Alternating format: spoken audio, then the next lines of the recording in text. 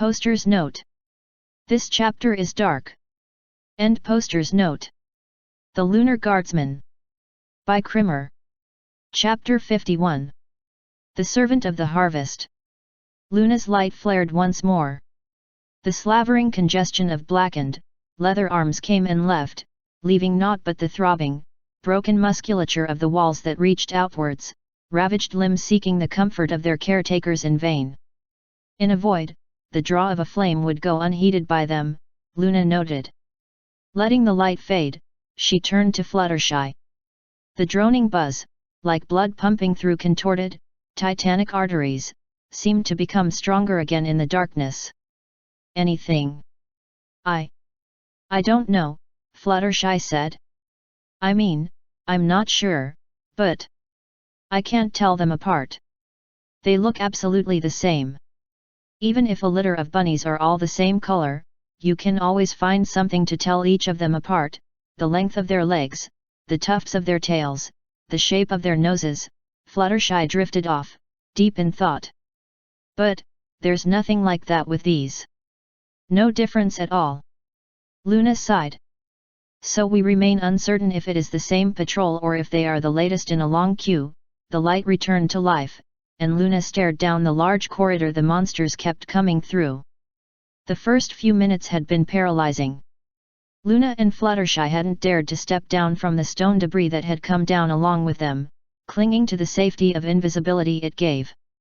But Luna had seen these creatures before. One thing she remembered vividly was how they had been cleaning their host of foreign objects.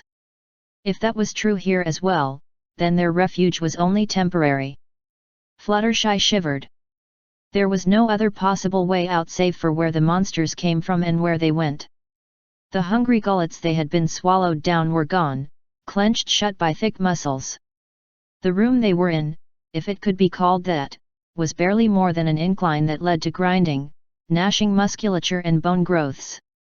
A broken mutated mouth that had been blessedly stuffed with a rock fill. There had been a few times where one of the starfish-like creatures would set out to clear off the debris, only to suddenly stop. It would scurry off, its task unfinished, the teeth left to wear down the stones on their own. Fluttershy's eyes were drawn to them. If it hadn't been for the rocks, if the monsters had cleared that before, that's where they would have fallen.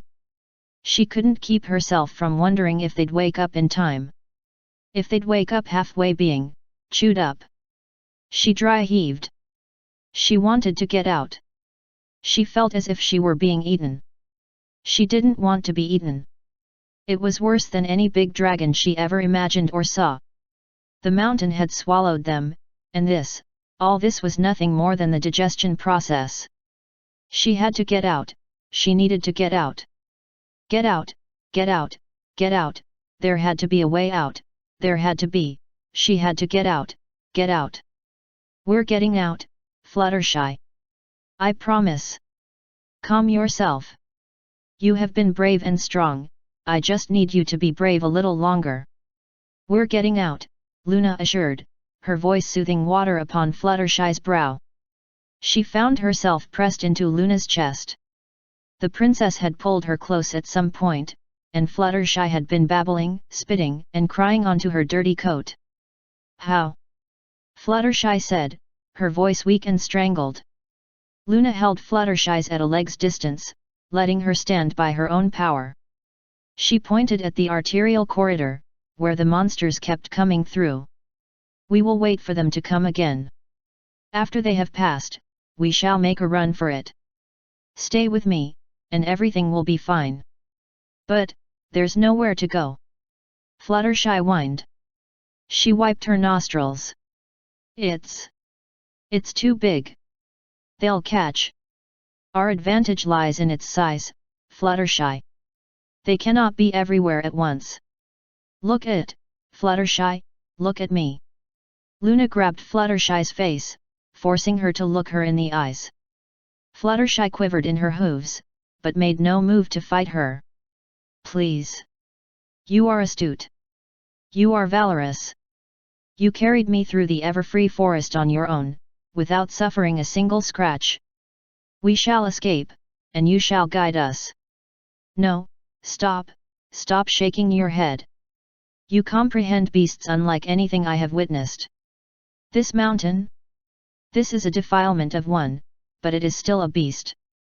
We need to get to its skin, and then I will cut us out. You can do this, Fluttershy. You can lead us out. Fluttershy shook her head. I can't. I don't know where to start. Think. Collect yourself, and think. If I was hurt like before, if there were no fiends to worry about, what would you do? I'd just search for a way out. And if you had no time? If you had to get me out as soon as possible. Fluttershy inhaled, and closed her eyes.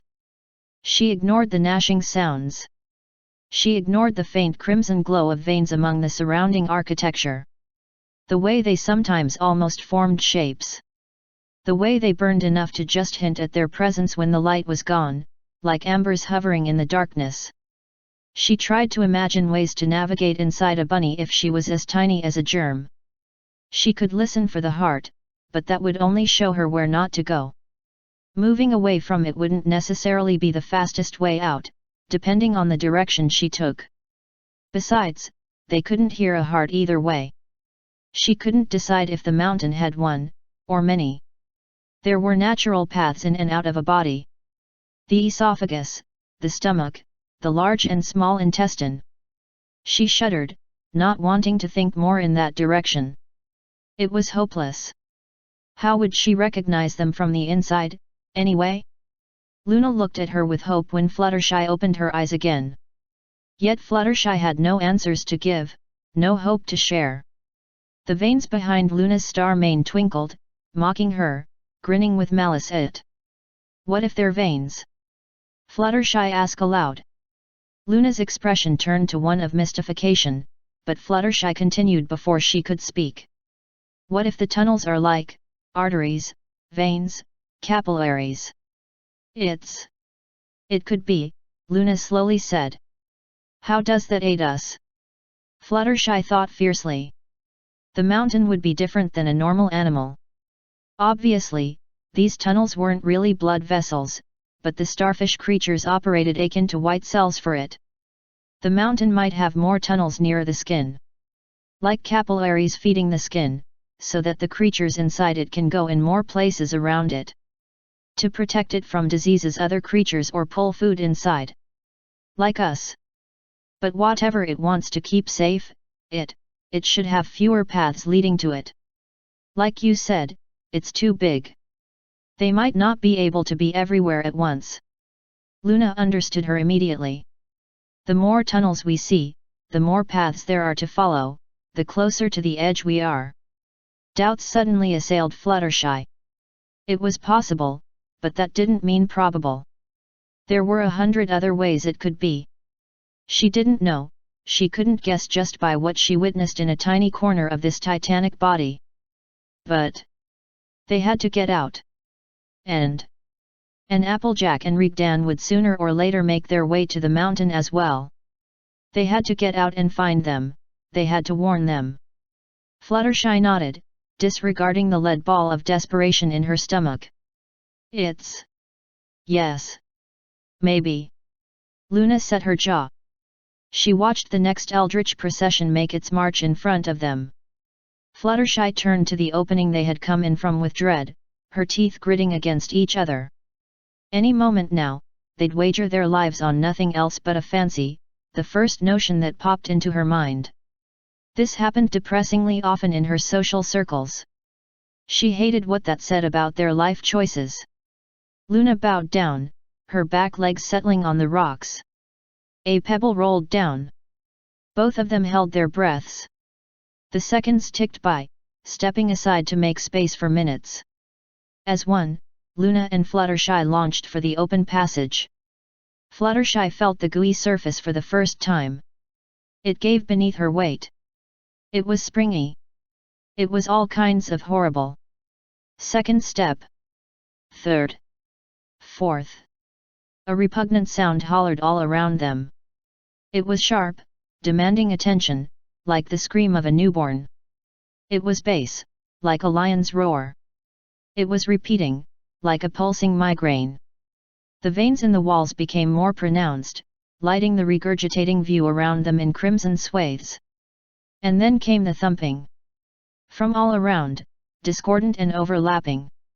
Like 1,000 drummers, each striking their own atrocious beat on leather-bound percussion instruments. Luna pulled Fluttershy along, yelling to run faster. Fluttershy caught a glance of Luna's eyes, threatening to be blinded by sweat, and what she saw there urged her to push harder. She demanded everything her muscles had, and more. Fluttershy could see them now, in her mind's eye. She knew what that drumming was with the surety of the doomed. Hard, powerful limbs, moving like whips. Bruising their host's innards as they barreled forwards, pulling at hard, bone-like extrusions and pillars of flesh to propel themselves even faster. For the daring morsels that were running free. The two ponies they knew with pinpoint accuracy where they now stood, their every step betraying them. The insect they could feel crawling on their host's skin. They went down a declining path. Jittering mounds, quivering and squirming, were in their way, forcing them to jump and avoid them in their gallop. It was too much on its own, and the unsteady ground made it a certainty it would happen. Fluttershy fell again. She slid down an endless chute, long enough that she ran out of breath to scream. Then she was in the air, for a second only, cocooned in the dark. She fell, one more time, and came down with a splash.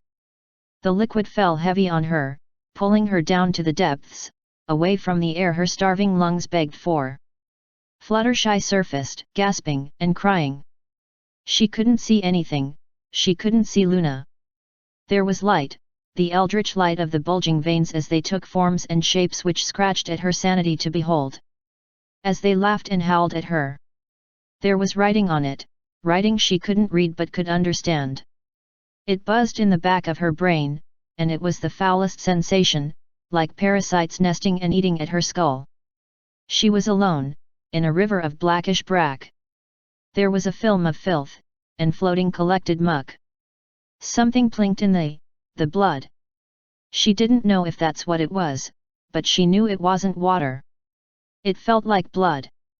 Smelled like blood. Tasted like metal, choked her like copper. And something was there with her. She felt a pinch. It was small, like a nibble. She lifted her front leg, and saw it in the dead light. White and slithering, an exact copy of its larger brethren that hunted for them, save for its dead-like pale skin. It was almost like a squid. It had wrapped itself around her leg.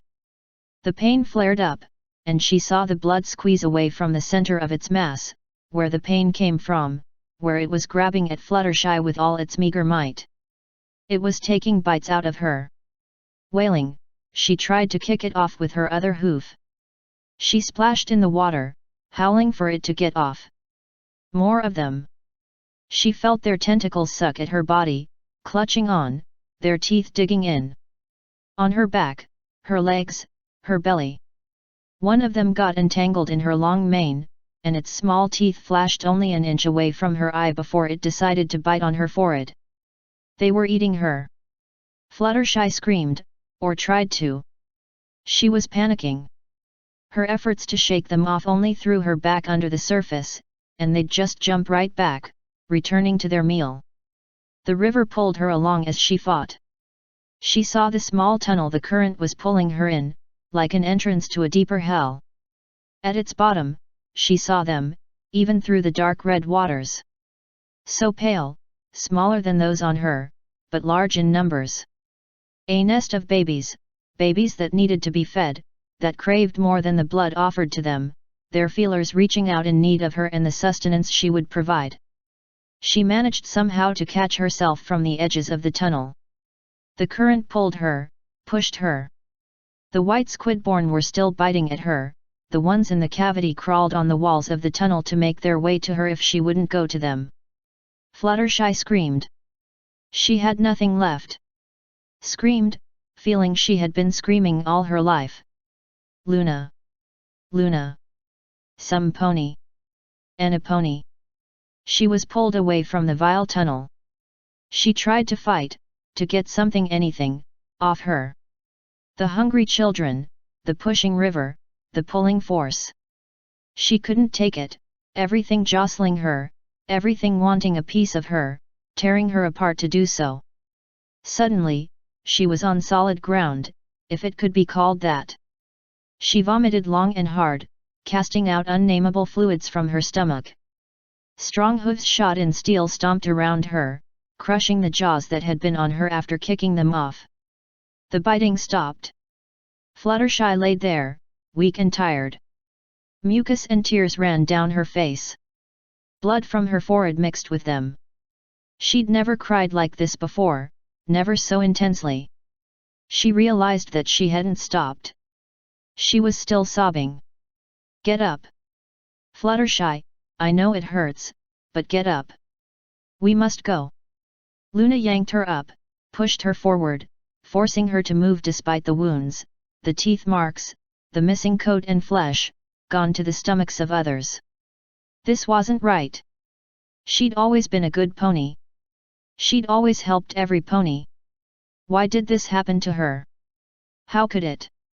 What kind of universe allowed this horror to happen, to coexist with the life that she knew? How could both be real? Almost blinded by her tears, Fluttershy ran. She followed Luna as she whipped her head around, choosing paths in a light where Fluttershy could scarcely see a few meters ahead. Turning left and right, her tattered magic pulling Fluttershy whenever she missed Luna changing course or when she staggered. One of Luna's eyes was always on her, her magic petting her gently, a promise not to let her fall again. The drumming, the cursed drumming. Close. So close. They passed another opening, this one on the roof, and the drumming was there with them in an instant. They were on them. Two of the octopi, avatars of madness, flailing darkness, and black holes surrounded by a fanged halo. She felt one's tentacle on her back, muscles like steel tightening up to squeeze. No more eating me, please don't bite, please don't bite, please kill me first. Geometrical shapes of magic formed in front of Luna's horn. The light brightened, an array of blinding blue light cut a line between the two creatures. They split in half, the walls behind them oozing from their deep, thin cuts. The smell of burnt meat assaulted Fluttershy's nostrils, almost as soon as a deadened wail seemed to originate from all around them. Was it the mountain screaming? Or simply squiggling at the tiny discomfort, the unbelievable tremor of the impossible tonnage they were trapped in enough to almost deafen them? Luna sagged, her face ashen and her horn dull and brittle. Now it was Fluttershy who pulled at her, who urged her to move, to stand, to run. They reached another hub, at least 5 other paths laid before them. Luna pointed, and they ran. Another, same as before. They continued on forward. Another, 7 paths around them. 8. They reached a dodecahedron of connected valves, and a tinge of hope sparked in Fluttershy's heart. Another one. Another. Another. Then one with just 3 options available to them. They went the wrong way. Fluttershy turned to Luna. She was soaked with sweat, the light on her horn barely enough for Fluttershy to get an idea of the general shapes in very close proximity. She hadn't been able to run straight for a while, mostly pushing herself along the wall for stability. She waited for Luna to point, to say where next. She didn't. Luna just lifted her head, her eyes meeting Fluttershy's despite the curtain her dirty, thrashed mane made. A long lonely strand of hair fluttered in front of her mouth, her heavy breathing making it dance. There was a small smile on her lips. So small. So sad. No. No, that didn't make sense. They were doing fine. They had to be going the right way. The spark of hope perished. Fluttershy was a fool to let it exist.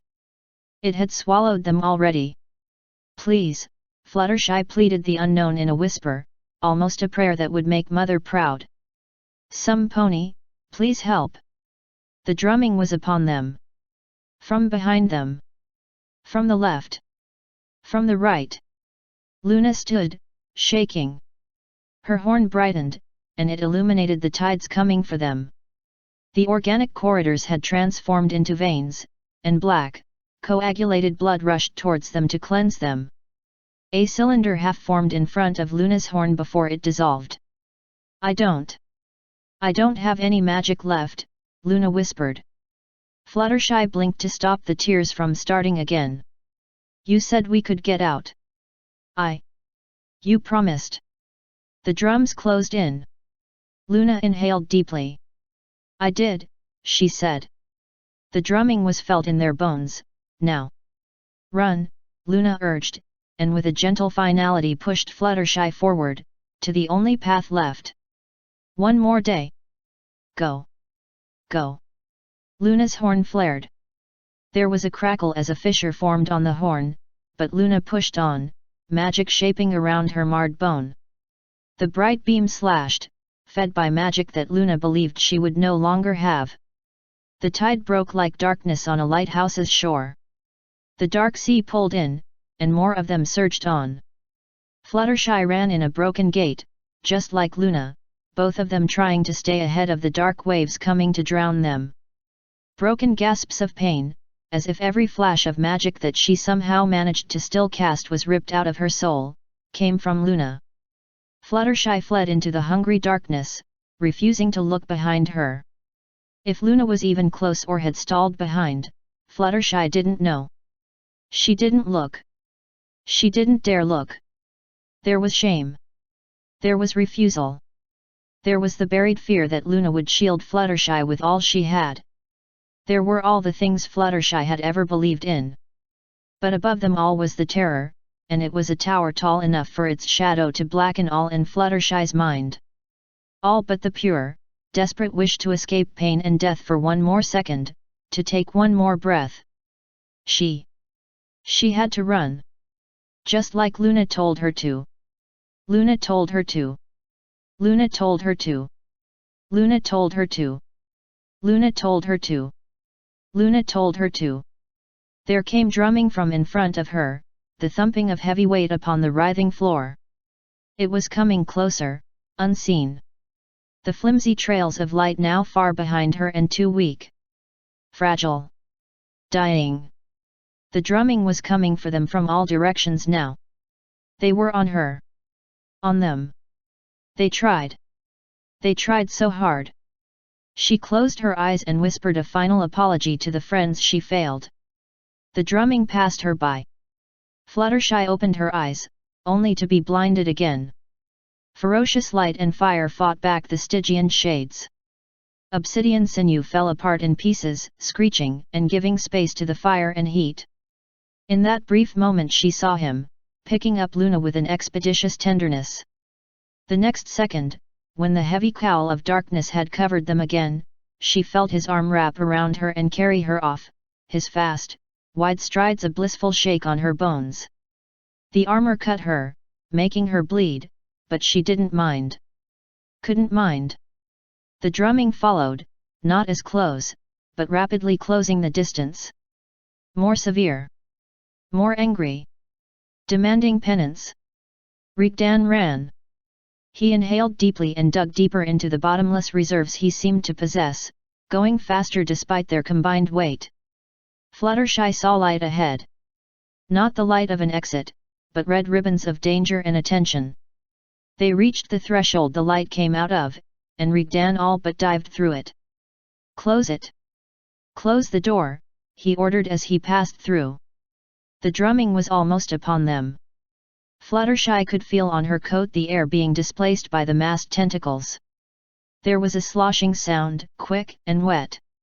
Mighty muscles wound tighter than steel, sealing the opening like a sphincter. The drumming became muffled, and then stopped. The door that protected them remained untouched.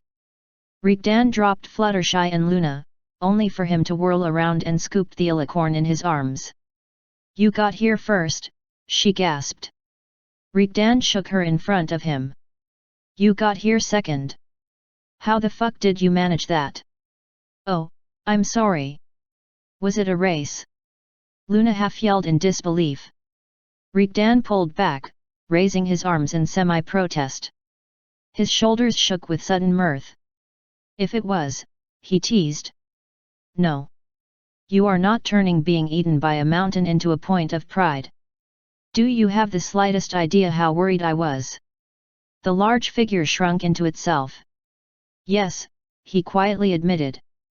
About as much as I was. Luna sighed in exasperation, save for the smile that sold her out. Come here, she said, and Rigdan scooted closer. Luna patted his back as she soothed him with gentle words, the much smaller pony calming the giant figure as if it was a colt. Fluttershy cast her gaze away, suddenly feeling that she was intruding on a very private moment. Someone crept up at Fluttershy's side. Fluttershy didn't see her till she was on her on account of her matted coat and mane, tinged so red that she had been almost invisible in the crimson light of the room. That reassuring smile and the sparkling green of her eyes, however, couldn't be dimmed. Howdy, Sugar Cube. Ya holdin' up all right? Applejack asked gently. No, Fluttershy answered. I'm not. Fluttershy fell on her friend, sobbing in relief and anguish of the sights she'd seen, of the tolls demanded on her mind and body, the pure agony of the memory of teeth ripping into her. But mostly, she cried because her friend was with her again. Applejack held her just as tight, joining her tears. Some bandages. Something. Help me here, Fluttershy's hurt. She let herself be lost, finally falling into a healing, soothing darkness. Asterisk.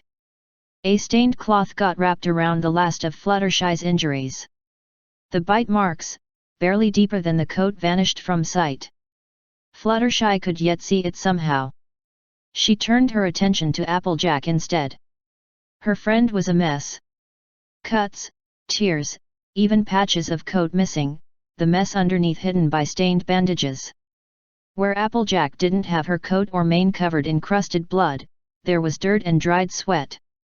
She looked nothing like the Applejack whom Fluttershy knew, not with her hitches of pain as she moved or the way her shoulders seemed to tremble under a terrible weight. But she'd smile every time she looked at Fluttershy, and Applejack would reappear once more. You look terrible, Fluttershy commented, fully knowing that Applejack knew what an understatement that was. Y'all don't look ready to dance on the catwalk, either. Applejack finished dressing Fluttershy's leg with the last of the bandages, huffing. That oughta keep ya together till we get ya to a hospital. Nothing I can do about infections. We've all been soaking in a bit of an unhygienic environment. Fluttershy tried to count the number of stitches and bandages across Applejack's body and failed. They might almost be as many as there were on her. You need a hospital, too. Applejack raised her hoof, showcasing her torso. Got bit pretty hard, right on my flank. Almost got my leg torn off. I'll keep for now. I am just a bit low on fluids, if you get my drift. Applejack's shoulders sagged further. I feel awfully tired, and I can barely walk before I feel like I falling asleep. But I am fine otherwise, promise. It's just. We're so lucky to have found you that you found us. Tilting her hat back, Applejack raised a brow in amusement. No offense, Sugar Cube, but luck had nothing to do with it. We heard you screaming your head off. Applejack cast her eyes across the large room they were in. Fluttershy did the same. Clumps of red pustules operated as lamps on the ceiling, bright as the caustic redness they were filled with. The room itself was huge, at least 30 meters per side of its hexagonal shape. At every other wall there was another organic door, all three of them shut tight. One of the walls was at least 3 times wider than the rest. Yet, despite its scale, the room was claustrophobic, extrusions lurched out of everywhere. Bone-like hardpoints, shaped in columns, boxes, circles, and pyramids, covered with thick tissues and nerve-like filaments coming out in bundles from everything and everywhere. They rose from the floor, the ceiling, the walls. Some of them seemed to have grown out of each other, leaving just enough space for a pony or two to walk among them. Rigdan says it was inevitable ending up here, as long as we ran long enough. He reckons this place is like the brain of sorts. You understand what this mountain really is, right? She asked. Fluttershy nodded hurriedly. She didn't want to hear it repeated. Knowing was enough. Right. Only, it's not the real brain. It's more like where the brain and the body are told what to do, if I am getting it right. I figure it's kinda like a town hall, so it's smack down the middle with all roads leading to it. Oh, Fluttershy said, a wave of dizziness hitting her hard as she realized that they had been heading deeper into the Leviathan because of her. Yeah, okay, Sugar Cube? You seem a mite green in the gills. I'm okay. Just I was thinking. What about the doors? Won't the monsters try to get in? She asked, nodding towards the puckered muscles they had come through. What, that? No worries. Applejack's grin had returned in full force. That's for show. Fluttershy blinked, speechless. They ain't gonna get in even if we have the door open. They stay outside. It's pretty freaky how they'll just stand there. We closed them anyway. It's safer. Might be because the room's important. Maybe they're afraid we'll break something if they do, or they're afraid they'll break something if they start a fight in here. Fluttershy examined the space around her again. But this doesn't really, brain. Applejack rose up from where she sat. She hissed at the motion, and her pallor got worse. She slowly stepped away, each step an obvious and painful hurdle. We found something. Something that Rigdan thinks is mighty important. Let's get some food in y'all, first. We still have nuts and chocolate left, if you don't mind them being a little muddy. Or waterlogged. Or thrashed about. Or sat upon. Or fallen off a waterfall. Or... Rigdan animatedly whipped one arm around his head in a very bad imitation of lasso throwing.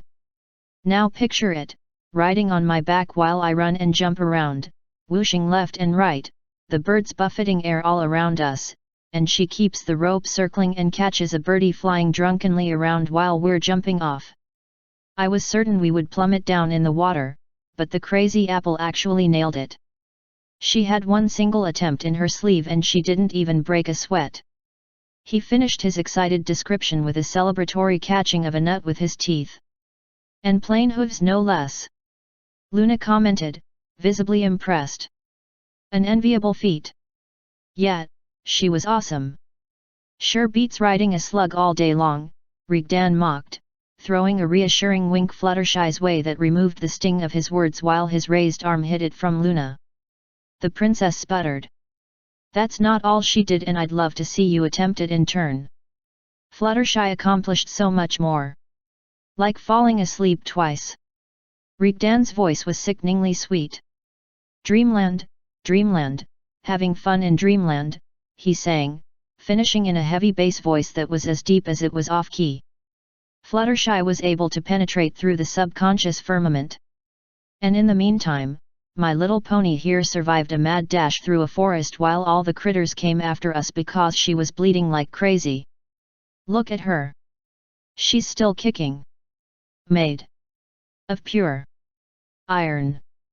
Luna was starting to fume, which seemed to only feed Rigdan's smugness. Why are you acting as if it's a contest? It is not. Rigdan waved a finger in her face. If it was, you'd be losing. She smacked the taunting digit away. I would not, you tiresome ape. You know, it should be a contest, Rigdan said, scratching at his cloth mask. Yet, let's count it in. When we get home we'll take our scorebook and give me the sweet win. This doesn't count. Luna roared, tackling him. Foul. Foul. My win is defiled by violence. I get extra points. Rigdan shouted, each break in his triumph punctuated with the squish of his head against the floor. That's not a rule. You're getting nothing but my hoof. I'll endure, just like Appalayao, Ak endured the hellish journey so that I could emerge victorious. I'm not saying uncle, you lost fair and square. They tumbled together until Rigdan managed to get on top, pinning down Luna's hooves. Heavens, I've missed you, he said, smiling. Luna's surprise made her cease her struggles to get him off her. We haven't been separated that long. You know what I mean. This. Spending time in the bellies of leviathans. Being just us. No one else. No. Lessons and others busting in and, you know. Stuff. Stealing me from you, you mean? I know, not. It's not how it should be, that's what I. Luna moved her head up, her muzzle coming closer to Rigdan's face. Did you miss this? What? He asked, voice gruff. This. She headbutted him. She rolled him over, pinning him down. The Moon Princess reigns supreme. I declare your motion for more points null and void. You little cheat. Rigdan's smile split his face. You want to play hard. I always play whoa. Fluttershy's laughter slowly dissipated into a tittering as the two contestants ran out of steam until it was interrupted by a loud, long burp. She covered her mouth, ashamed. Sorry, she squealed. Rigdan stared her down forbiddingly as he sat back up. That was the grossest thing that has happened, ever, he declared, leaning back against the wall with enough force to make it go splook. Applejack looked up, her expression dour. It's fine, sugar cube.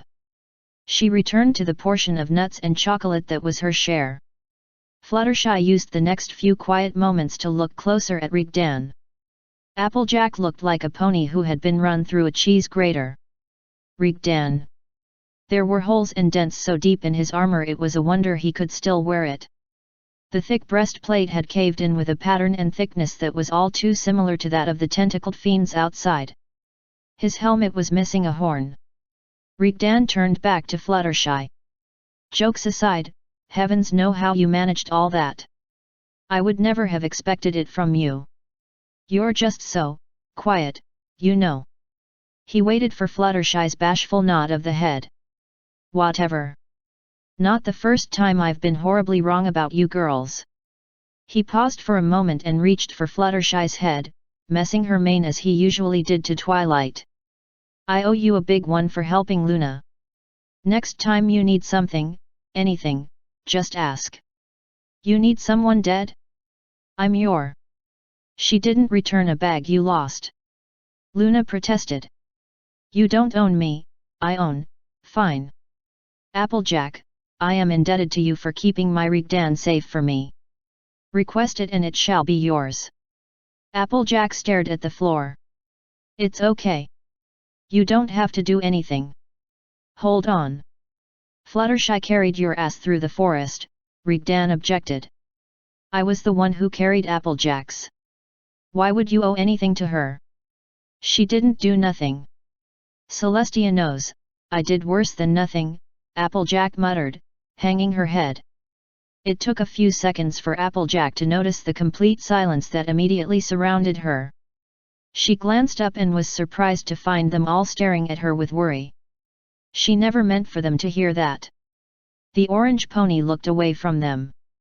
Rigdan tapped at his armor as if knocking on a door. Something wrong, little apple? The question haunted Applejack. She covered her eyes in shame, but not before Fluttershy had seen the tears start to fall when her friend glanced at her. I am so sorry, Applejack whispered to Fluttershy. Her lips trembled and she shook. Her stuttered inhale was broken by hiccups. I should never have dragged you with me.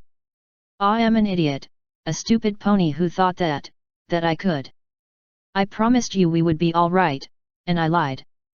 Fluttershy reached for her friend. Applejack, it isn't you didn't force me to do this. I wanted to be here.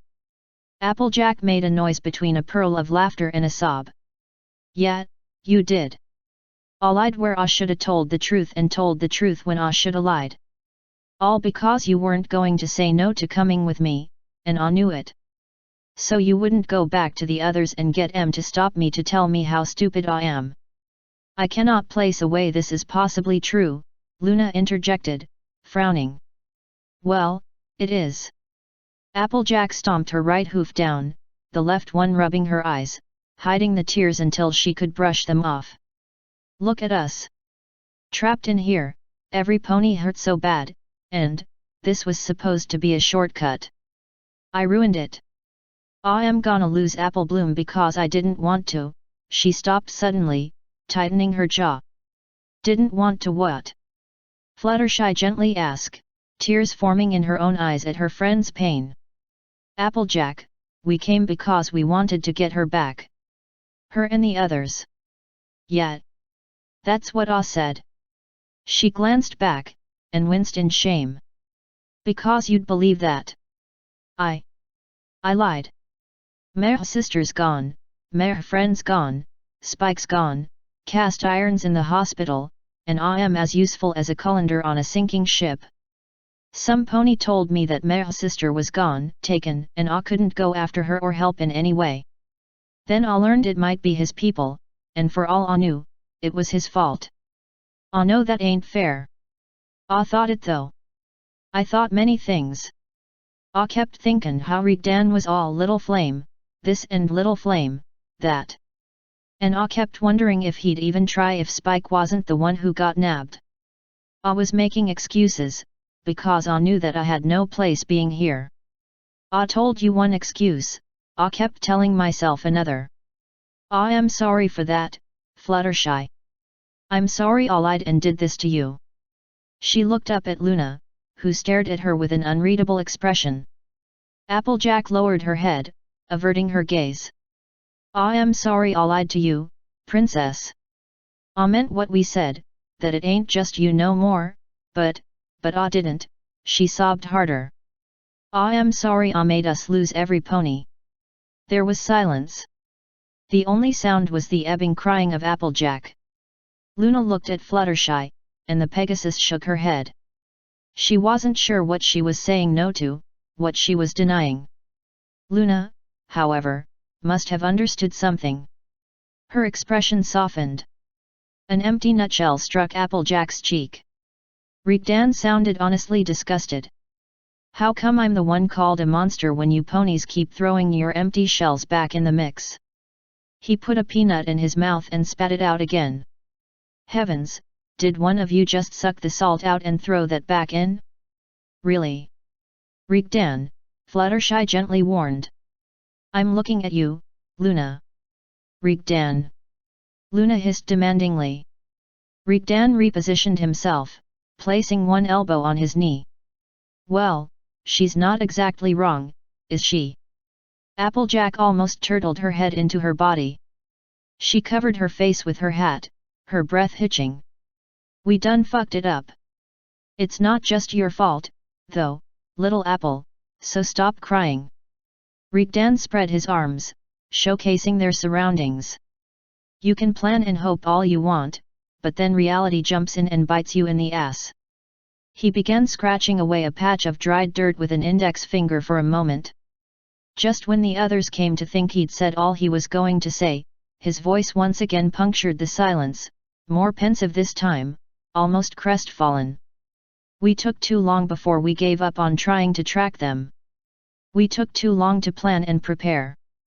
We took too long to get down here. We took too long, and now the best we can hope for is that we'll manage to live through this. I'm sorry, little apple. You're right. We lost them. Fluttershy's throat was dry as a desert, yet her eyes felt as if they housed oceans. We can catch up, right? You can catch up to them. If we get out of this mountain fast enough, if we... She turned to Luna for help, and found a mirror of her bafflement reflected, though more subdued, on the alicorn's face. She knew as Luna knew what she wanted to say, what she needed to make her friend understand, that there was hope, always could be, but, she had no idea how. A gurgle originated in Applejack's throat that escaped as a fierce wail of loss. She collapsed to the floor, holding her hooves over her muzzle as she shook with despair. It's my fault. It's all my fault. Applejack cried, inconsolable. Fluttershy was there right away, holding her, desperate to somehow share Applejack's pain, to hold it herself, but she couldn't. Her friend, drained and weak, bucked in Fluttershy's hold nonetheless, as if trying to turn against herself. As Applejack grieved, shouting and howling at the futility of every bruise, every cut, every brush with death in this forgotten, accursed plane, Rigdan grew flustered. He almost reached for Applejack before shying away immediately afterwards as if the crying mare was made of fire. He moved towards Luna and then backed off, reconsidering. Finally, he put his helmet on, like a shield, and paced a few steps away. Then he paced back, heading resolutely for Applejack. "Or I'm wrong," he loudly declared. It was sudden enough to give Applejack pause. Rigdan immediately grabbed that moment of silence and spoke quickly, like a sales pony trying to get rid of the last of their stock. "I don't believe we'll get to them in time. I never really believed it from the very start. That moment, when you save someone at the nick of time. When you push yourself to the end of yourself and there's a happy ending. It doesn't happen. I've never seen it happen. Not. No matter how many times I tried." Rigdan's working eye moved from Applejack to Luna and then to Fluttershy.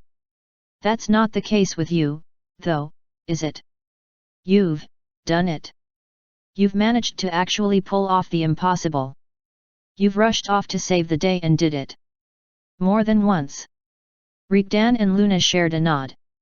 "Even saved me along with Luna once." "So," he drifted off, unsure for a second. "So maybe you girls are doing something right.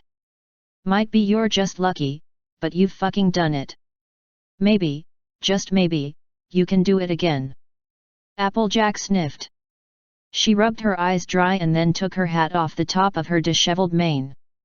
"All lied to you. Why aren't you angry? If you want to beat yourself up over it, do so. You think I haven't been lied to before? Girl, I don't even care about your real reasons." "Neither do I," Luna said. "It's of no importance. Your actions matter more. And your actions tell us you want everyone returned safely home just as we do. You believe we still can make it. Get Merle's sister, Rarity, and Spike back." Rigdan straightened up. "No," he said with complete certainty. A moment passed. "Do you?" He could have been pleading. When Applejack turned to Fluttershy, Fluttershy only nodded, a smile of trust building up on her lips. Applejack put her hat back on. She took a deep breath and exhaled slowly. She made a motion as if to speak, and then stopped. She had no answer. I want to apologize. For Applejack." She didn't. Fluttershy's words died on her lips. She'd plucked the courage to pull Rigdan aside, and she felt herself wither when his attention was wholly focused on her.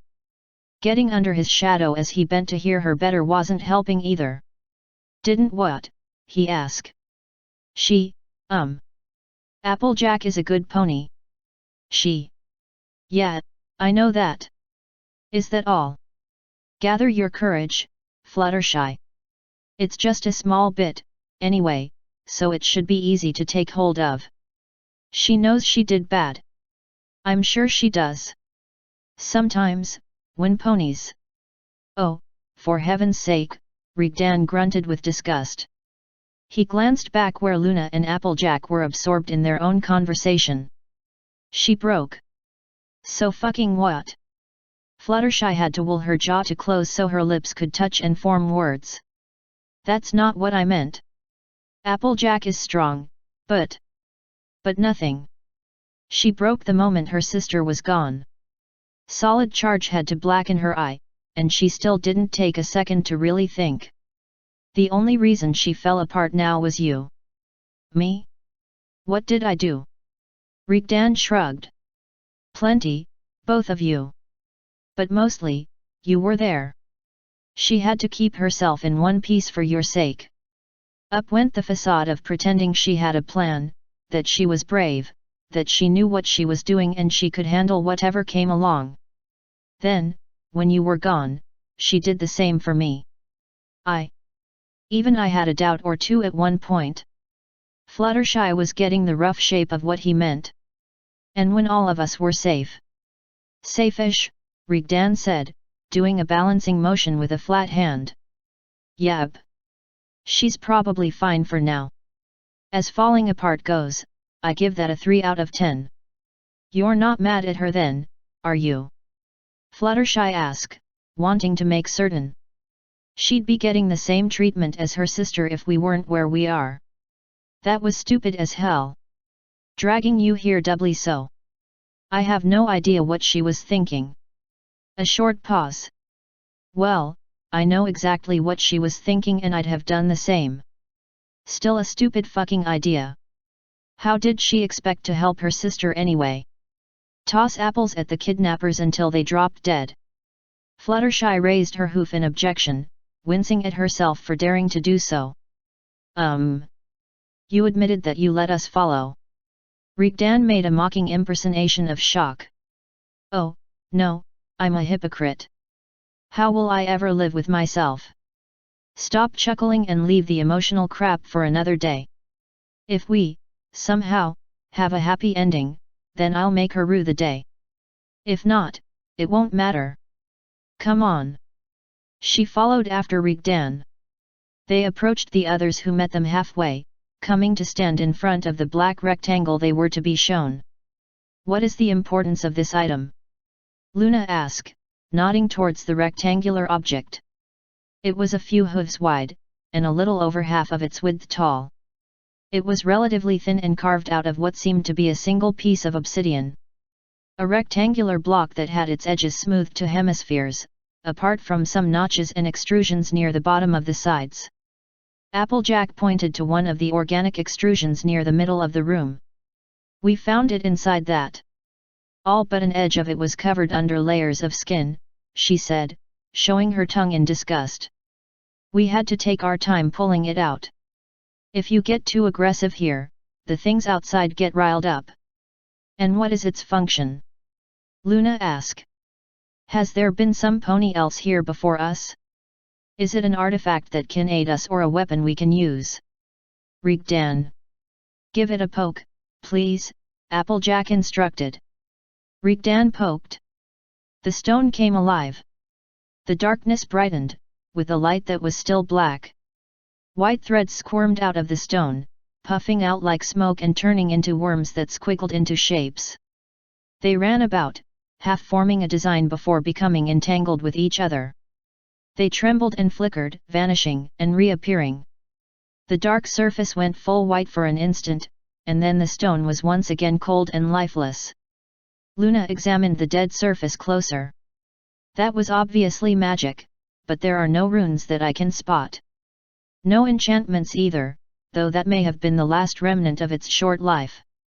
She pulled back, turning to Rigdan. I think you killed it. Right. Y'all think that, but, Applejack said, and this time she brushed the stone's side herself.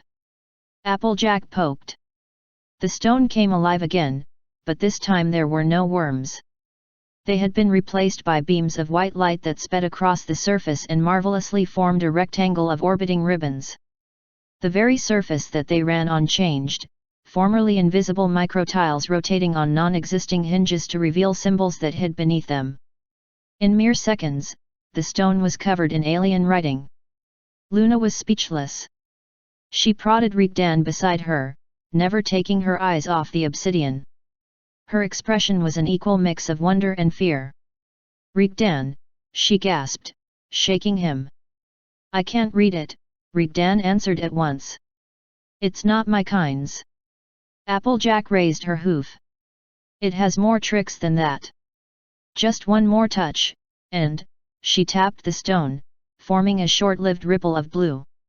The alien characters vanished as the entirety of the surface rippled in a cascade of tiles like dominoes. A moment later, the writing was in equestrian. There we go, Applejack announced. Immediately deflating. Interesting and all, but not quite what we need right now, is it? Fluttershy couldn't help her curiosity. She forgot entirely about the pain, the exhaustion, the fear. She squeezed between Luna and Applejack, and read from the top. System on standby. Ping received. 862.349.000 units since last connection. Attempting to reconnect. Connection established. Notification sent / administrator contact _ established. Critical patch received. Updating. Patching. Initiate intcom. Intcom denied. Nexus does not respond. Send message 3821 / address, all hubs. Communication denied. Send message 3821 / address, all D hubs. Communication denied. Patching. Send message 3821, tag critical / address, all hubs, all D hubs. Communication denied. Display patch log. Patch log on screen 92. 1.000 units since last command. Awaiting input _ abort patch update. Patch tagged critical. Updating. Abort patch update / protocol preservation override. Patch tagged critical. Protocol preservation invalid. Protocol not found. Updating. Shutdown transreceiver 0001-7321. Request denied. System transreceiver damaged. Switching to transreceiver backup 32. Updating. List all biome regulator critical areas. Display on screen 92. Display biome regulator facility map. Overlay number of backups of shown areas. Display on screen 92. Cycle message 001, tag last communication. 2.000 units since last command. Awaiting input _ System Cortex 436 damaged. Backup 1 to 11 damaged. Backup 15 to 32 damaged. Switching to Cortex 12. System Growth Control 222-11 damaged. Backup 1 to 9 damaged. Backup 29 to 31 damaged. Switching to Growth Control 10. System BioRepair V3GA damaged. Backup 1 to 31 damaged. Backup 32 partial damage. Switching to BioRepair 32. Warning. Systems operation status offline. Systems damaged. Unable to identify damage. Unable to identify repair requirements. 1,840 units since last command. Awaiting input _ System on standby. Patch complete. Initiating protocols. Protocol expansion active. Cycle biome regulator reproduction /N00000000. Protocol tribulation active. System on standby. 46.758.230.000 units since last command. Awaiting input _ User detected. Fluttershy had reached the last line and watched it flash, from a brilliant white to a tame grey in repeat, in morbid fascination, when she realized that Luna had finished reading as well. And she was furious. This was constructed. Some pony made this. Some pony unleashed it. Luna ground her teeth, volume slowly rising. Rigdan had moved to one of the rectangular cartilages on the nearby wall and was slowly teasing away an edge of the sheath that covered them. He shrugged, the dagger he was using nipping here and there. That looks to be the basic gist, he agreed. All of. Every day Rigdan, whoever built this, we have to find them. I hate this as much as you, Luna, but, is that really a good idea? Rigdan calmly said. He bent down to examine his progress up close and peeled a bloody section away. A good idea. Luna repeated in disbelief. Certainly better than just letting it be. Don't you see what this mountain is? Rigdan stopped and turned around. He spread his arms. A gardening tool. What? That's what it is. Like a shovel or trowel. You have to dig up the earth and soften it up before you get your own seeds growing, right? He waited for a confirming nod from Applejack. See? Farming. Gardening tool. Luna shook her head. The sea leviathan. The Badlands leviathan. The mountain of Minas. Charybdis. This. Some pony sent them, and I do not discriminate against a stab in the chest, whether it was made by a dagger or a butter knife. I know, Rigdan said, raising his hands in a placating manner. But if this mountain is what I think it is, then I still insist we do nothing. Luna covered her face with her hoof. Why? She demanded, bewildered. Morals. I believe wholeheartedly that this is the right thing to do when the shovel we have to worry about is large enough to uproot an entire city in a single scoop, Rigdan answered. Oh. Luna let her hoof fall. I had not considered this point of view. Really? I can't stop crapping myself over what their equivalent of a sword would be. Applejack leaned to whisper to Fluttershy. Spoken like a colt that ain't taken the time to compare a rock maul to his hammer. If this isn't a weapon, and we already killed one, Luna slowly said, then why cower now? Rigdan pointed at the obsidian rectangle, still alive with light. That's why. That thing sends and receives signals. Last thing we need is whoever shits these out to see that one of their toys popped just after they got notification of a new user. He turned back to what he was doing before, as if the conversation never happened. But we cannot be certain as to whether such a message would be received or if there's any pony out there to receive the message, do we? Luna said challengingly. She scanned the room as she said, it seemed to me that communication, according to this stone journal, was erratic, to say the least. Rigdan glanced back. Was it? Or was it just to whoever was here at the time? Too many things we don't know, including how much of what we know is a correct translation. Let's not take everything in it as gospel. Fluttershy watched him peel another piece of the wall away with a wet squelching sound that made her gag while Luna did her best to kill the mountain with her stare. What are you doing there? Rigdan had made a big enough hole to wiggle his arm in. It went in as deep as he could reach, and when he pulled it out it was coated in lumps of semi-solid pus.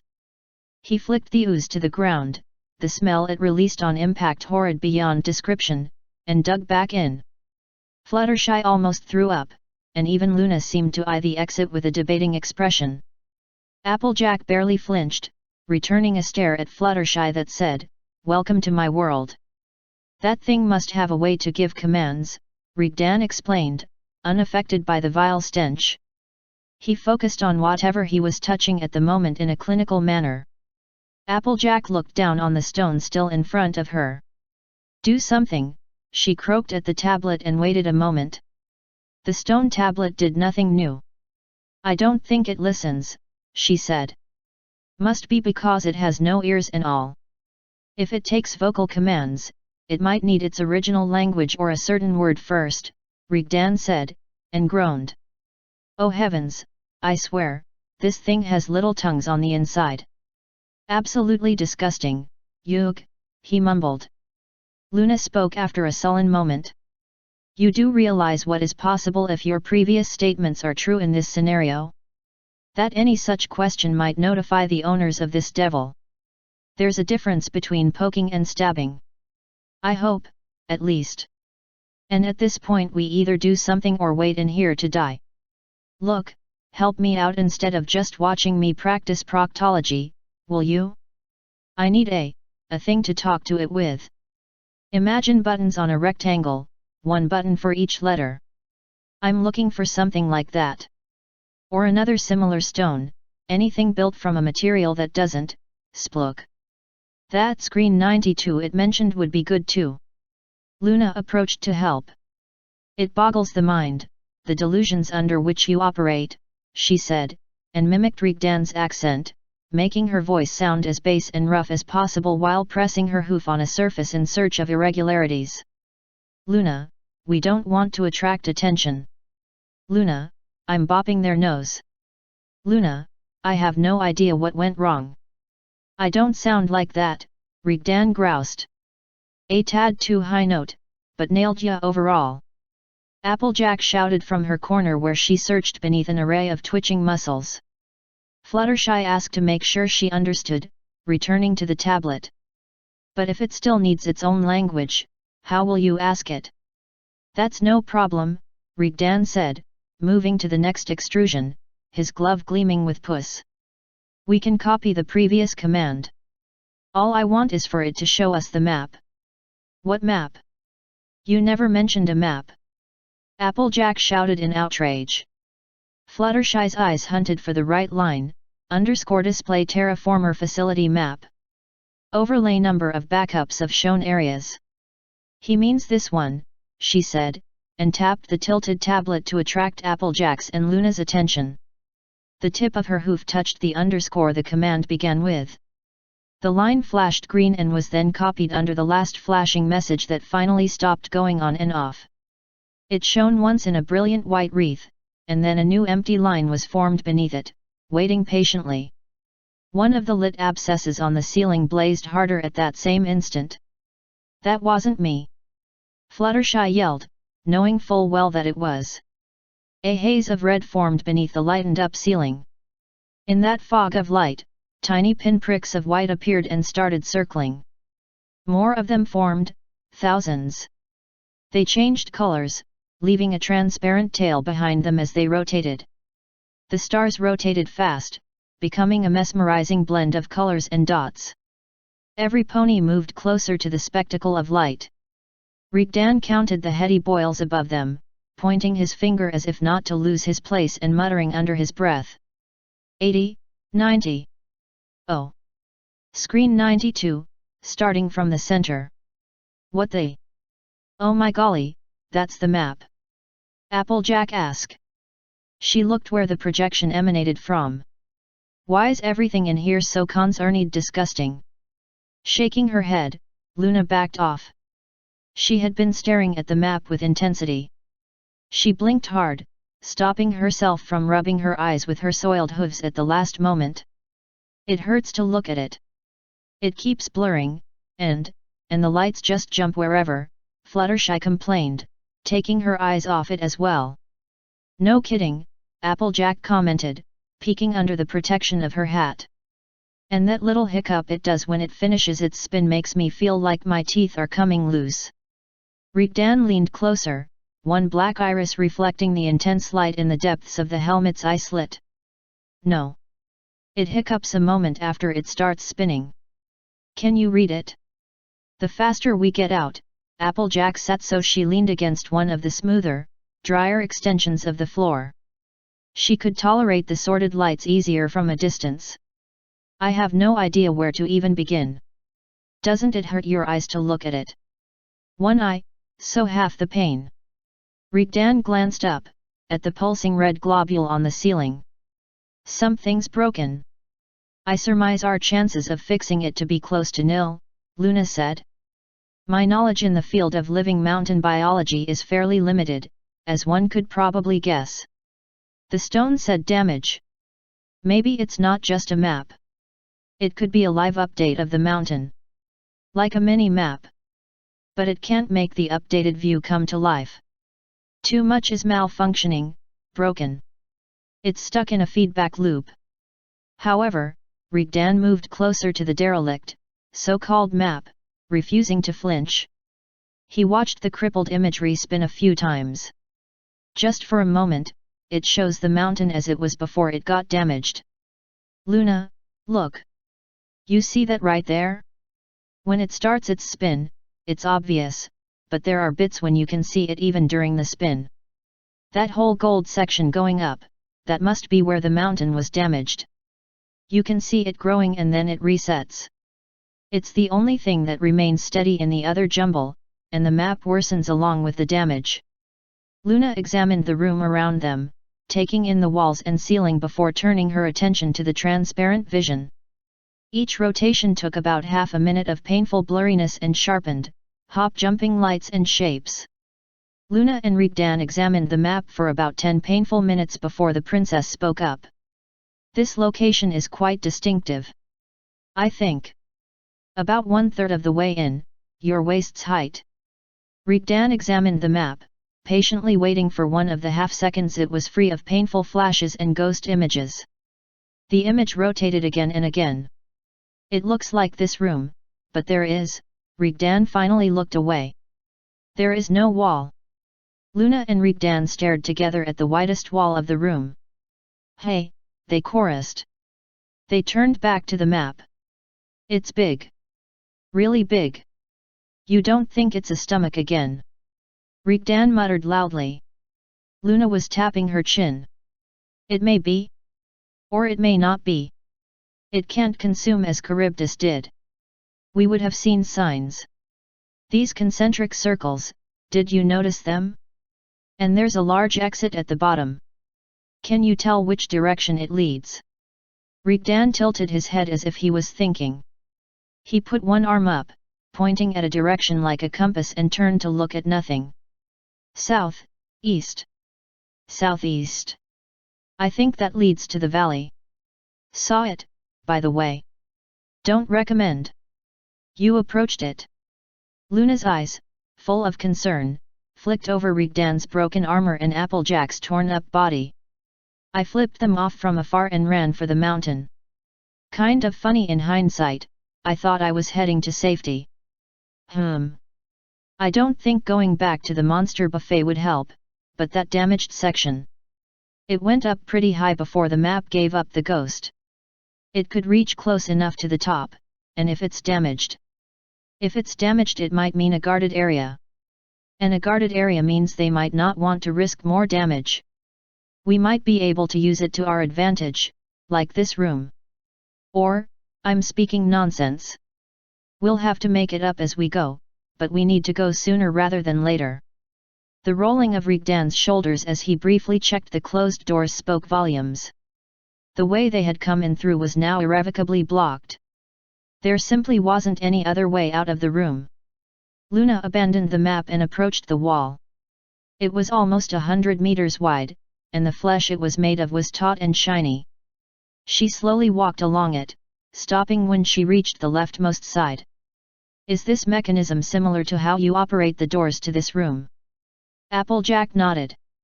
Yep. It looks like a pimple ready to burst, but pressing it opens and closes the doors. I never pressed this one. I worried it would open a door that was hidden behind the muck. Fluttershy felt her muscles shaking. She knew what was to come. More of that horrid running, more of rushing blindly into the dark while teeth shined in the shadows.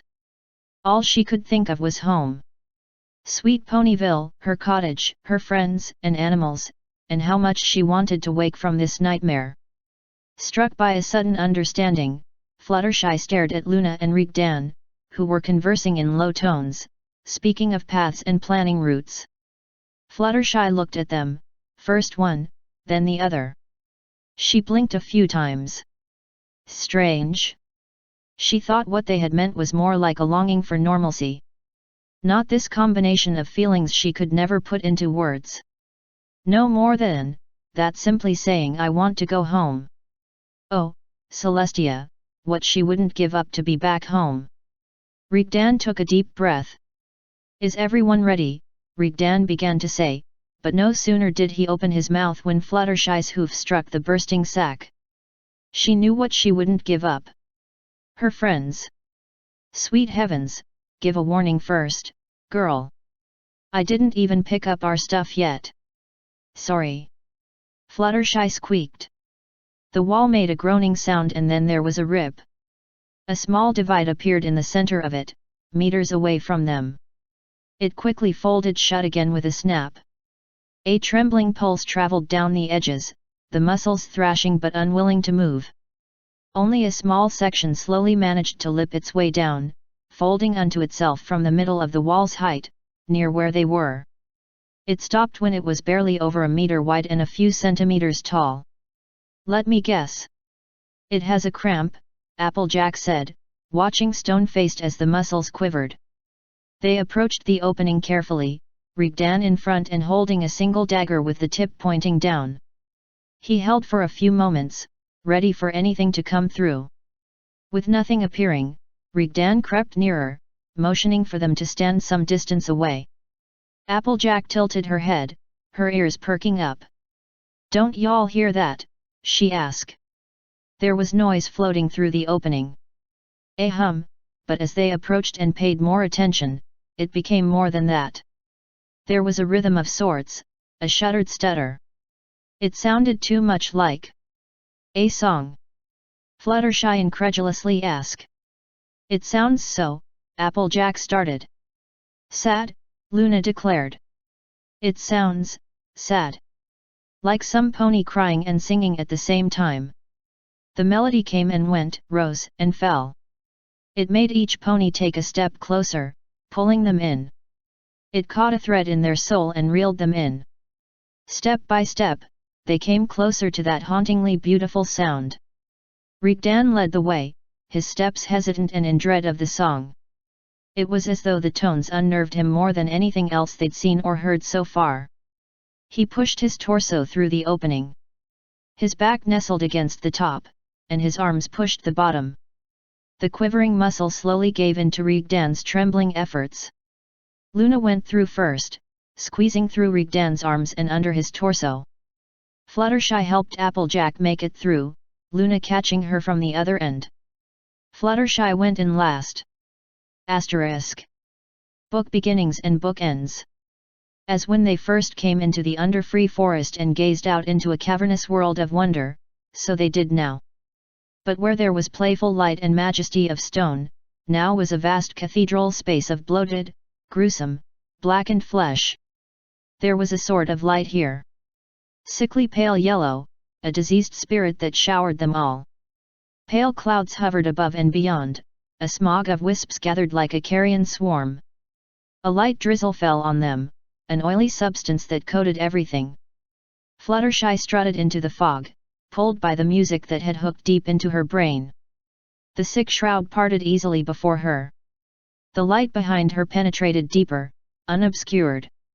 She saw the eggs, glistening and throbbing with heartbeats of their own.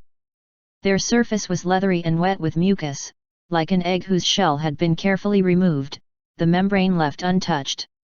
They varied in size, some barely taller than a pony, but others were gigantic.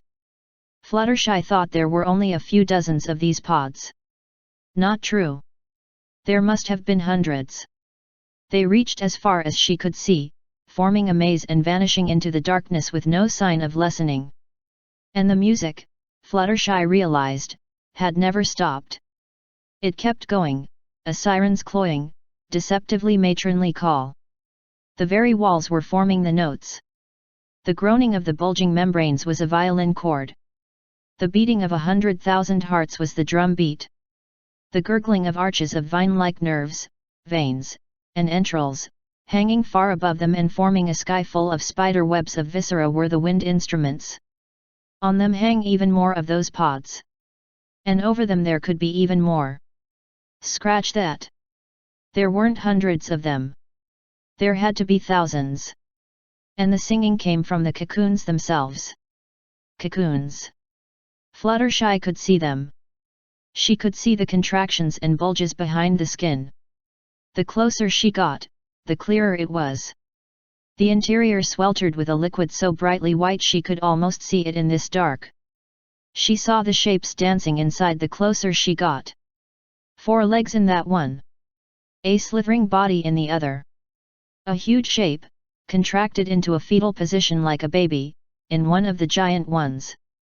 A dragon's skeletal jaw in another, mere lines, like a stick figure formed of a million threads, in yet another. Her hoof touched the pulsing surface of the last one. It was warm and oily. Beat. Beat. Beat. The skin sloughed off under her touch. It revealed another layer, fresh and transparent, yet thick and hardened. The milky liquid swirled, and the singing soared as the shadow's threads mimicked her, reaching for her hoof from the inside. The shadow edged closer, a hint of red coming her way. Rigdan's hand wrapped around her hoof and pulled it back. "Don't touch them," he hissed. He let her hoof drop, gently. She took hurried steps away from the cocoon. I only meant to get a better look at it, she said, and she knew her mouth talked a straight lie. She didn't want to look. It was the song, it called for her to go to the, no, not a cocoon after all. She had them right at the beginning. They were eggs. But something was wrong with them, there had to be. That singing, that humming voice of a million? It called for help. Whatever was inside, they were hurting. It wasn't a song. If it was one only a soul of cruelty would enjoy. You don't want to look. Leave it be, he warned. His eye ran down the egg, top to bottom. Even with the helmet on, Fluttershy had no problem imagining his lips curl in contempt or distaste of what he saw. That's not a song, is it? She asked. She wished she hadn't asked. Rigdan paused. Fluttershy would bet bits that if she had asked something like this the day before he wouldn't answer. Don't know, he'd say, or shrug dismissively and walk away. But he must have thought of her differently now. Have you ever heard anyone try to scream while underwater? He asked, quietly. No. His shoulders shook once as he tried to keep a cynical chuff of laughter escaping him. Rigdan turned away from Fluttershy, leaving her. Nothing, he asked Applejack. There is nothing here. Luna fretted. She was running her hooves up and down the side of the opening, searching for another watery sack. The wall had closed. It should be here. Applejack's hooves struck where the fleshy button would be located on the other side of the wall. Luna huffed. In retrospect, all of us walking out together was a mistake. Have you ascertained the nature of these eggs? They're eggs, Rigdan responded with a shrug. Luna turned to face him, blowing a tuft of mane out of her face. Truly, this is the kind of detailed and enlightening report that should be expected from Twilight Sparkle's circle. You'd make her beam with unchecked pride. Rigdan made an oval shape with his hands. They are eggs. He opened the oval, the fingers squiggling like a calamari's tentacles. Baby monsters come out. He made a crude, headless approximation of a pony. They eat us. What more do you want? Brushing past Luna, Rigdan approached the wall, saying, let me give this a try here. Grabbing hold where thick muscle ropes collided with others, Rigdan gave his best shot at separating them. They refused to budge, but so did he, unyielding to the fact that he was trying to overpower a set of muscles that were bigger than his entire frame. Needless to say, he wasn't winning. Fluttershy meant to only build the courage to interrupt, but that was just enough for Rigdan, Luna, and Applejack, to turn their attention to her. It was weird. I don't think they are monster eggs. I mean, they might be, but not the same ones we saw. There was a pool or river, and it was full of little ones. Very little. These eggs are too big. That they are, Luna said thoughtfully after a second's consideration. They're all different sizes, too, Applejack pointed out. What will they give birth to, then? Luna asked, glancing at Rigdan. Baby monsters, he answered without a beat, backing off from the wall and shaking his tired arms. And they will want to eat us. Have you ever seen a newborn that's not hungry? This isn't budging. We have to go forward and pray this place is a no-no area as well. Luna sighed, and nodded. She took the lead, her horn dark, and guided them through the hedgerows of eggs. Rigdan was following closely behind, while Fluttershy did her best to help Applejack keep up. The sounds got to Fluttershy even harsher as they creeped through the dense plantation of eggs. Never mind the strained noises the milky white flesh made as it toiled to contain the liquids and writhing bodies within. It was the sounds they made. The unborn, singing their pain as they passed, the shrill getting louder at their passage as if they knew they were there. Pay them no attention, Sugar Cube. Just keep your head low and keep walking, Applejack whispered. There. Fluttershy tried to make a cohesive explanation through the tears that welled up, eventually quietly saying, "They need help, Applejack." "Oh no. You can't help them, though. Don't look at them, not now. You can cry for them when we're out." Fluttershy nodded. How could she stop her eyes being pulled at the movements as lithe, pained limbs would knock on their prison? Applejack also refused to look at them, her eyes locked on her front hooves. Luna's head quickly passed them by, searching only at the random paths they made, her focus only in front of her. Even Rigdan did the same. His neck was bent harshly, staring at the floor as if he was affronted by it. Every now and then he'd look up and around, almost confused, and hurriedly look back down again, his shoulders sagging as if he was caught doing something shameful. Fluttershy couldn't do it, no matter how she tried. The singing, the screaming, was in her head so much it might as well have been coming from her. She didn't stop herself from looking. At least, in the very least, she could witness. And that was why she saw it first. The serpent that hovered above them. The fog broke in waves around the behemoth, yielding before it. It soared in the air that it emerged from, silently and almost majestically, segment by nightmarish segment born out of the darkness and fog. No part of it touched the ground of flesh, it swam through the air with the grace of a serpent through smooth autumn waters. When its face turned to her direction on its pass, all Fluttershy saw was a black void, like the mouth of a cave or a burrow. That was all. Its head was a closed-off cavern, flat and terrible. A body whose only purpose was to inhale and designed itself to the utmost of that purpose. Flaps of skin bloomed away from it here and there, with one of them embedded with an eye, a ring of red and the dead dark pupil of a shark. It was a hewn lump of corpulent flesh, hewn from blackness and putridness. It was a cancerous mass of black death, lumps of folded skin corrugated over its body and across its head. Skittering, clacking spears twitched along its length like a centipede's legs. They came to a fine point that continued on, delicate black spears that shone with a terrible promise. Its broadside revealed to her more of its segmented body, with each segment housing a capsule of gel, or were they blisters of clear dark red fluid? On it soared, crossing a dozen meters in a second. It felt laboriously slow, the deceiving speed minuscule against its mass. And as it approached she saw how most of these blisters contained a body, a corpse, half digested or down to the last few bones, or somehow worse perfectly preserved and looking peacefully asleep. Fluttershy froze in her horror and revulsion. She felt that she was seeing the face of the mountain itself. She couldn't speak. She couldn't scream. All she could do was stand in Rigdan's shadow as he looked back at her as if sensing the unspoken shriek that begged to make it out of her throat. He turned, following her gaze, and to Fluttershy it was slow, even though he turned with all the speed most ponies didn't believe his mass was capable of. But the serpent was faster. He turned, only to witness a wall come crashing down, its tubed head impacting the ground in front of him and sparing him by less than a foot. The chamber shook and the eggs around them wailed in misery as the living hammer's vibrations ran through them. Laboriously, it raised itself up and flowed up again, its titanic body pulling its head back into the fog and darkness. Never once did they see the Titan's body touch the ground, always keeping to the air like a phantom. It came down and left. As it left, the eye looked at Rigdan for a moment and immediately dismissed him, missing the ponies huddling behind him. It vanished as quickly as it appeared.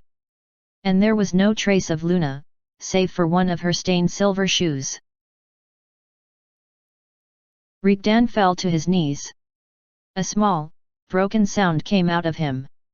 He breathed no, at the edge of tears, over and over, pleading for time to turn and make it so Luna was in front of him again. Applejack and Fluttershy were also shaken to their core. It had all been too fast. Too sudden. Luna was there, right there, and then she was gone. The princess wasn't meant to be gone like this. She was too strong, too defiant for that to happen. Rigdan took a deep breath and screamed, a roar of loss and rage. It went on and on, a single roaring cry that grew stronger until it died. Then he took another breath, deliberate and deep, and screamed again. Applejack left Fluttershy's supporting side and ambled towards the howling biped. She reached for his shoulder, so easy to reach the way he'd fallen on his knees. Reekdan, we. His heavy, steel bracer struck the side of her head. Applejack's lips split open on her own teeth. The force of the blow made the hairline cuts on her face start bleeding again. Applejack fell down, her consciousness vanishing for a moment. Fluttershy rushed forward and put herself between her friend and Reekdan. Stop! Reekdan, it's Applejack. It's Applejack. It was a mistake, she knew it had to be. He was confused. He lost his senses for a moment. He was sick, in his own way, and they needed to guide him back to reality. She honestly believed this, even as Reekdan's hand clamped like a vice around her throat with a speed that would bring the serpent to shame. You! Reekdan said. The coldness in his voice made Fluttershy shiver. He talked to her as if she was less than nothing, no, not even speaking to her. He spoke at her. You and all your promises. I didn't, Fluttershy pleaded. Yet, she saw the serpent first, she thought. She saw it a second or two before it struck. If she hadn't been too scared to freeze for that 1 second, maybe then. Maybe Reekdan was right. His grip tightened, and those thoughts vanished. His fingers dug deep, piercing her like daggers. He lifted her with one hand before savagely throwing her back down to the ground. Her broken wing was crushed between the pulsing ground and her body. She would have screamed at the fire that reawakened on her back, but Reekdan's fingers let no air in or out of her lungs. Everything hurt. He lifted her up once more. No, don't do it, please don't. She transcended the desire to scream. The agony she felt was beyond that.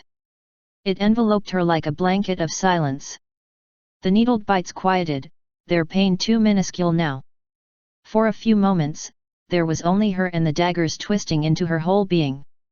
He lifted her up again. When Reekdan slammed her down again, she barely flinched, she had reached her limit. She couldn't feel pain beyond what already ravaged her. You took her. He didn't raise his voice at all. That was the worst part. No anger, no hate. Just a sole statement of fact.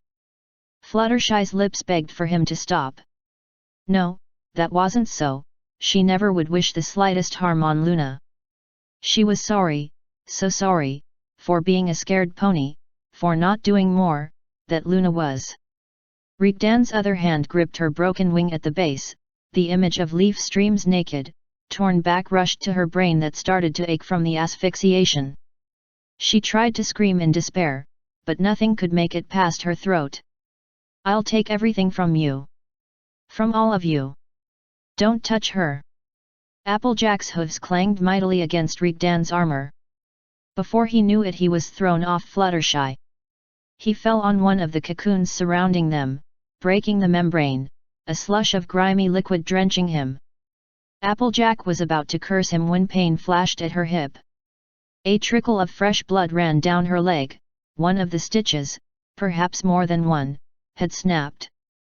She turned to Fluttershy at her hooves. You all right, Sugar Cube? No, Fluttershy whimpered. She coughed, and each cough made her throat ache again. She breathed in gratitude even for this fetid air. Her wing was senseless. It felt dead. Applejack helped her up, finding strength in her adrenaline-fueled state. In fact, Applejack was pulling at her quite urgently, her eyes fastened behind Fluttershy. Fluttershy looked back. The egg that Reekdan had crashed into had deflated. The layers of skin had fallen on him and the previous occupant of the egg, who surprisingly was very much alive. A struggle was ongoing as both Reekdan and the newborn tore away the membrane that trapped them. Reekdan got out first. The newborn escaped right after him. It was naked. Not of clothes or coat, but of skin.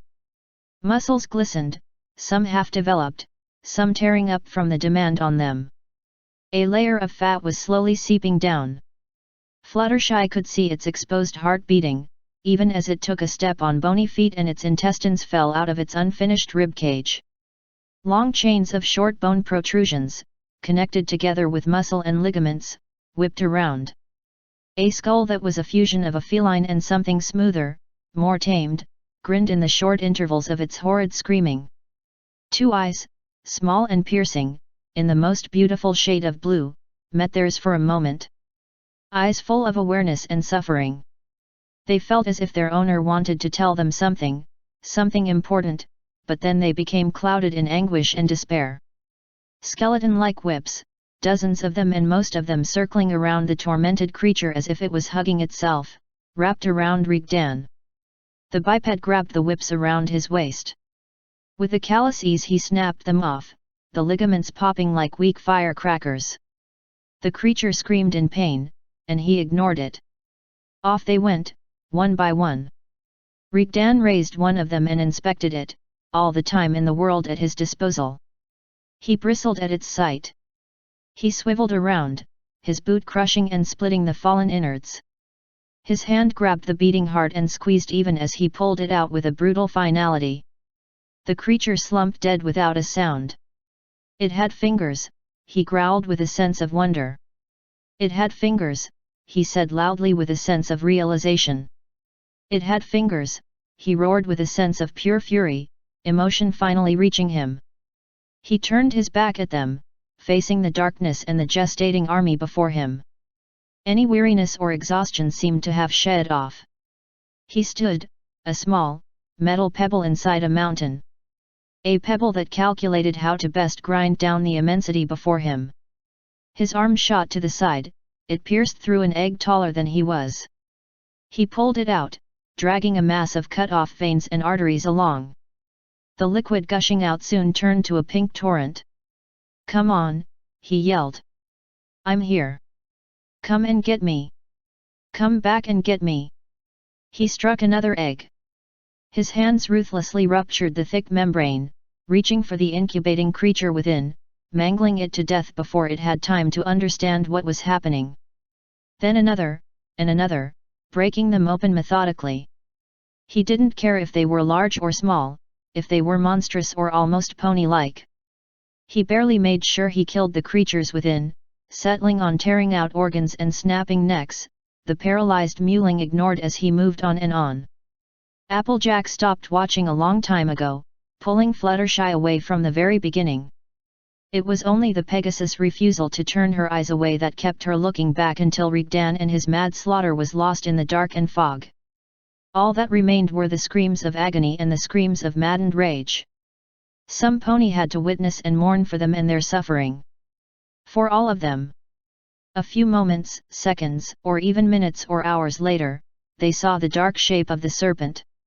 A shadow in the dark, swimming in the air with a hunter's urgency. They felt the shock as the serpent's head dived downwards. The screams stopped. The singing continued on. And a few seconds later, the drumming of hundreds of tentacles hitting the ground thundered from all directions. Author's note.